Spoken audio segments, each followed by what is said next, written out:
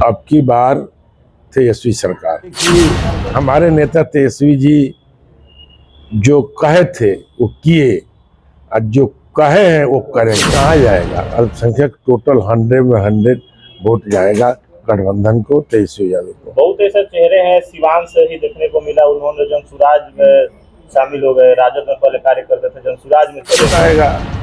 जाने आने से क्या हो जाता है, किसी नेता को चले जाने से वोटर थोड़े चला जाता है। टिकट को लेकर सर यहाँ अभी से ही बहुत सारे दावेदार हैं जो क्षेत्र में घूम रहे हैं। अब क्या कहिएगा, मेरे ही क्षेत्र से कई दावेदार है, हमारे नेता के क्षेत्र से कई दावेदार है। दावा करना कोई खराब बात थोड़े है, ये प्रजातंत्र देश है, सबको मांगने का अधिकार है। बिहार सरकार के पूर्व मंत्री राजू को आप स्क्रीन पर देख रहे हैं, सिवान में आए हुए हैं सर संगठन के मजबूती के लिए। सर विधानसभा चुनाव है, क्या कुछ कहिएगा?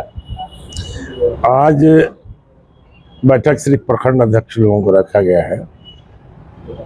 जो रसीद आया हुआ है पटना कार्यालय से, उसके लिए कि क्या प्रगति है रसीद का। संगठन चुनाव के लिए भी, क्योंकि प्रखंडों में बीआरओ नियुक्त करना था, इसलिए आज बैठक कर रहे हैं।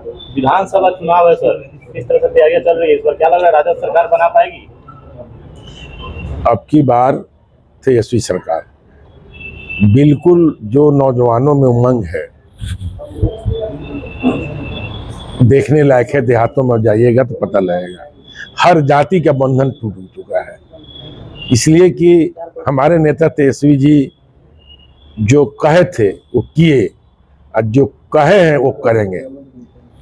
10 लाख नौकरी की बात किए थे 2020 में, और जब सरकार बनी समझौता में नीतीश जी के साथ, तो पहला शर्त तेजस्वी जी ने यही रखा कि हमने जो नौजवानों से वादा किया है नौकरी का, वो आप दीजिएगा तो हम आएंगे, नहीं तो नहीं दीजिएगा तो नहीं आएंगे।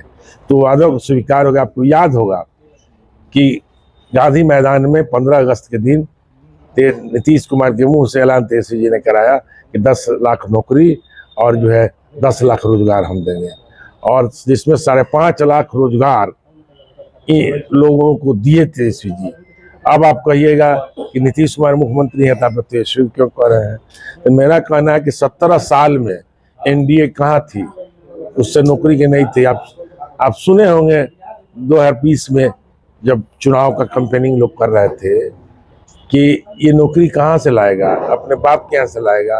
नीतीश जी के अपने भर्सन में गए थे, लेकिन जब साथ आए तो इन्हीं का विजन था और नौकरी दिए। सर आप अल्पसंख्यक समाज के नेता हैं, अल्पसंख्यक समाज के लिए आपने कार्य भी किया है मंत्री जब थे। क्या लग रहा है कि इस बार अल्पसंख्यक समाज का पूरा वोट राजद को मिलेगा, क्योंकि प्रशांत किशोर का भी ध्यान उसी वोटों पे है? पहला बात कि मैं सिर्फ अल्पसंख्यक का नेता नहीं हूँ। आप पता लगाइएगा तो हर जात मेरे साथ कम या ज़्यादा रहता है। दूसरी चीज़, ये कहाँ जाएगा अल्पसंख्यक टोटल 100 में 100 वोट जाएगा गठबंधन को, तेजस्वी यादव को। बहुत ऐसे चेहरे हैं सिवान से ही देखने को मिला, उन्होंने जनसुराज में शामिल हो गए। राजद में पहले कार्य करते थे, जनसुराज में चले गए।